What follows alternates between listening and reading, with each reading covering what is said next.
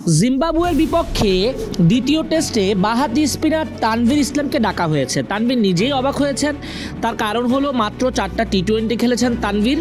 গেল এনসিএলে 7 ম্যাচে নিয়েছেন 15 উইকেট, তার চাইতেও অনেক বেশি উইকেট নিয়েছেন বাকিরা। কারো কারো তো এনসিএলে উইকেট ছিল 36টা। চলমান ঢাকা প্রিমিয়ার লিগে তানভীর ইসলাম উইকেট সংগ্রহের তালিকায় আছেন 19 নম্বরে, খেলছেন লিজেন্ডস অফ রূপগঞ্জের হয়ে। 26 তারিখ লিজেন্ডস অফ রূপগঞ্জের জার্সিতে খেলার কথা ছিল আবাহনীর বিপক্ষে, তবে সেই গুরুত্বপূর্ণ ম্যাচের আগে তাকে ডেকে নেওয়া হলো জাতীয় দলে। তানভীর সুযোগ পাবেন কি পাবেন না সেটা পরের ব্যাপার। যদি তাকে বসিয়ে রাখা হয় তাহলে তার প্রিমিয়ার লিগের গুরুত্বপূর্ণ ম্যাচটা মিস হয়ে যাবে। তার উপর সিলেট টেস্টে কিন্তু স্পিনাররা খারাপ করেনি। মিরাজ তাইজুল বেশ ভালোই করেছেন, চাপ প্রয়োগ করেছেন, তবে ব্যাটসম্যানরা রান করতে না পারায় জিতে গেছে জিম্বাবুয়ে।